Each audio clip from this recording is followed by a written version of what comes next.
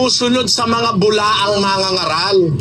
Yung mga bulag, may chance daw bang maligtas yun? Ang sagot ko po ron, hindi gaya ng sagot ni Manalo.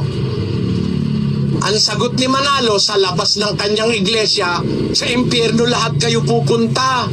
Yun ang sabi ni Manalong malupit. Pakinggan nyo si Manalo.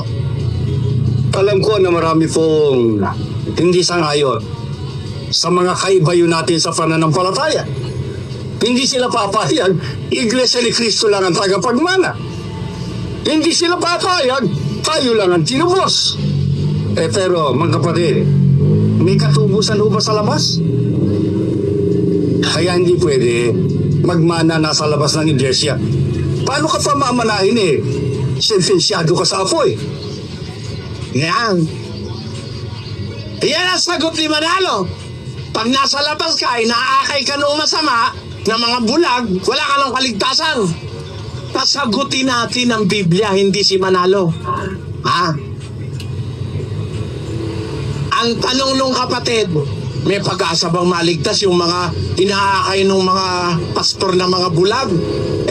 Alam mo, pagka bulag ang umaakay sa'yo, bulag din ang inaakay, ang destino nyo sa hukay Ano? Pero, halimbawa, bulag yung umaakay, hindi naman bulag yung inaakay.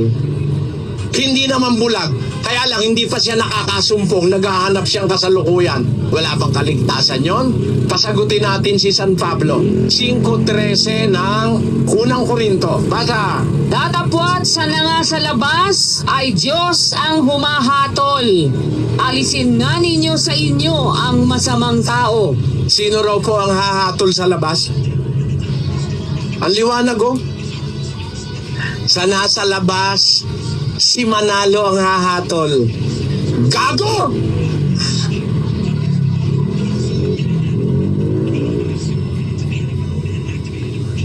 Ang pastor na humahatol sa labas ng tunay na iglesia, gago, tanga, inutil, tarantado! Baka gusto nyo akong kagalitan.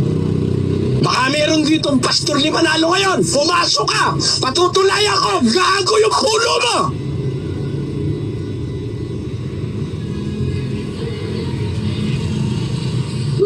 Sino ang paniniwalaan nyo, mga kababayan? Ang Diyos o si Manalo? Sumpain ang maniniwala kay Eranio Manalo at sa kanyang lahi.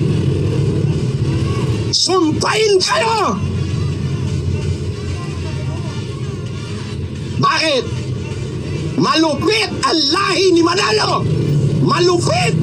Walang pagmamahal sa kapwa! Pati yung nasa labas ng iglesia nila, pinakikialamang hatulan. Sa Biblia, ang sabi ni Pablo, sa labas, Diyos ang humahatol!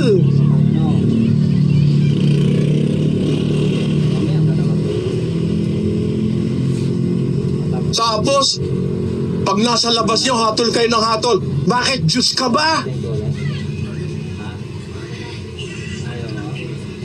Nasa labas, hatol kayo ng hatol. Kakahiya kayo. Bobo kayo talaga sa Biblia. Kung alam nyo Biblia, hindi nyo hahatulan nyo nasa labas Yun ang hatolera nyo, sintensyado raw sa apoy. Yun ang mga anak niya, hatol sa nasa labas nila. Pakinggan nyo. Nasa kanilang pasugo po yan. Issue ng Hunyo 1976, page 29. Ang sabi ni Eduardo V. Manalo, hindi maliligtas ang nasa labas ng Iglesia ni Cristo. Kita mo yan? Yan ang hatol ng anak. Pareho yung mag-ama, malupit sa kapwa. Sa Biblia, sa labas, Diyos ang hahatol. Wala kang pakialam, hatulan mo yung nasa labas. Ang Diyos ang nakakaalam ng puso nun. Malay mo, kaya lang nagkatoliko yun, hindi nakarinig ng iba.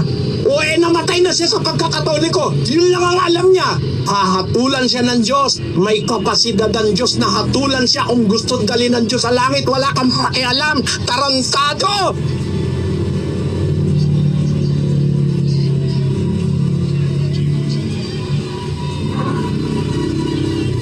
Ngayon, ganito, sa tanong nyo po, May pag-asa bang maligtas yung nasa labas ng tunay na samahang sa Diyos? Ang Diyos po ang makakahatol doon. Ang Diyos kasi makakakita ng puso eh. Ako hindi eh. Hindi ko po pwedeng hatulan yon. Pero ang Diyos siya hahatol. Kailan po ba hahatol ang Diyos? Pakinggan nyo. Hintayin na lang natin hatol ng Diyos, kapatid. Huwag natin silang hatulan. Ang Diyos kasi pwedeng magbigay siya ng pardon eh, di ba?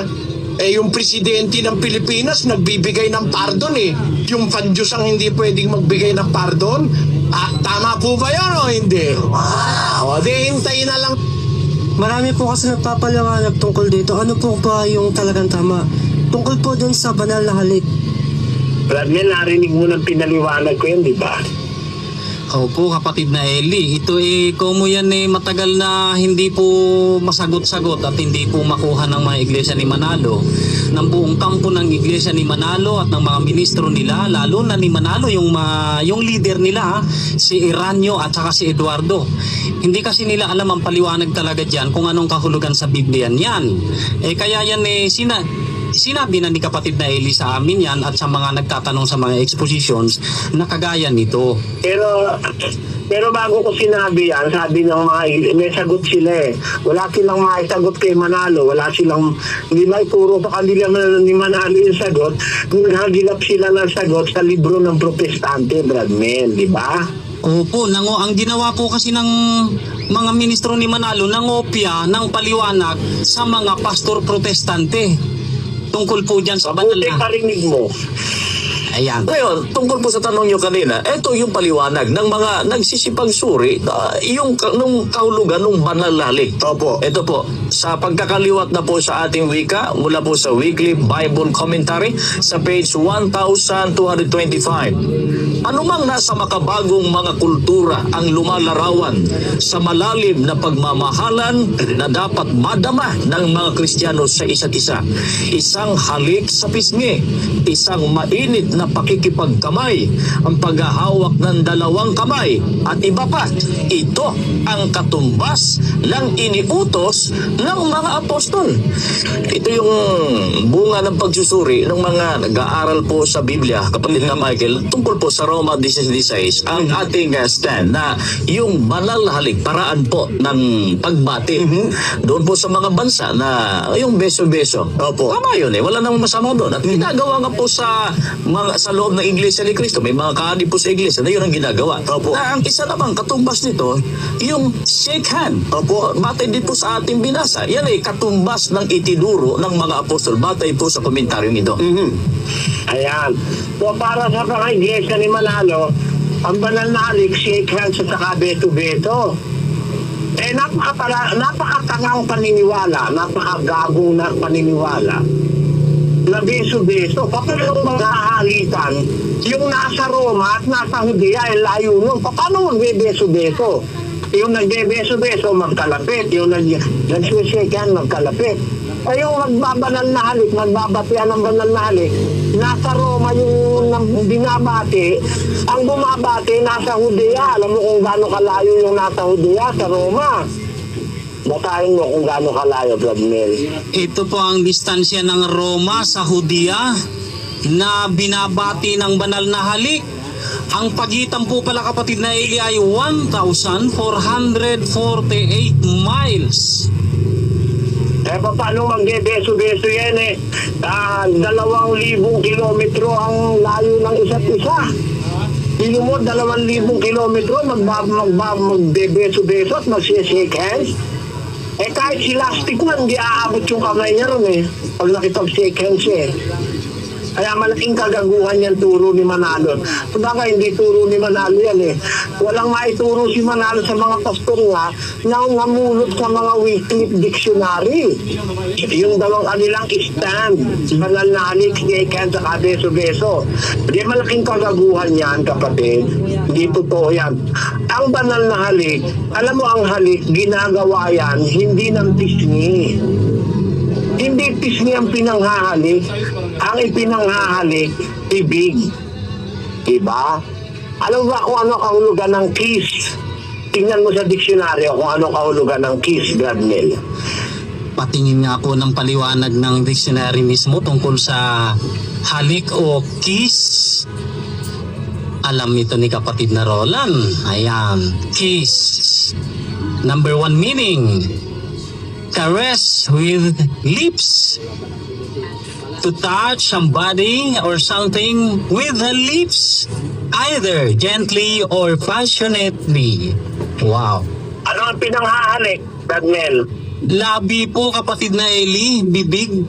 Okay, hindi beso-beso. Bibig ang pinanghahalik eh. Di ba? Opo kapatid na Eli. Paano mangyayaring beso-beso yan? Ang magsasalubong ay ang manghahalik, bibig, labi. It is the lips that do the kissing. So hindi yan beso-beso. Hindi lalong kamayan at shake hands. Diba? Ang kahulugan kasi ng ugat ng salitang ugat na kiss, pinangkakikis ay bibig o labi. Yan. Alam mo ang kahulugan sa Biblia niyan, kapatid. May banal na halik. Merong banal na halik. Ang halik, labi ang pinanghahalik, magsakalubong yung dalawang labi, kaya naghahalikan di ba? Tama po yun. Naghahalikan, nagsasalubong ang dalawang labi.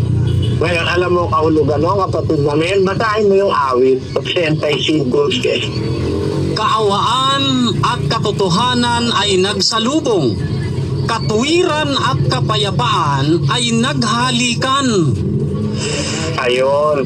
Kung maghahalikan tayo, Bradman, yung katwiran mo, yung kapayapaan ko, yung kaawaan mo, yung katotohanan ko, pagsasalubungin natin. Ang ibig sabihin, unawaang magkakapatid yan. Justice, unawaan, pag-uunawaan tayo. Ang batian ng banal na halik, uunawain kita, uunawain mo ako. Sasabihan kita ng katotohanan, sasabihan mo ako ng katotohanan. Yung kaawaan mo, sasabihin mo sa akin, kaawaan din sasabihin ko sa'yo. Kung walang away, katwiran ko, katwiran mo, pagsasalubungin natin, so may kapayapaan. Kaya sabi ng Biblia, ang katwiran at kapayapaan ay naghalikan. Yan ang ibig sabihin niyang kapatid. Salamat po. Ayan. Meron po bang kautusan tungkol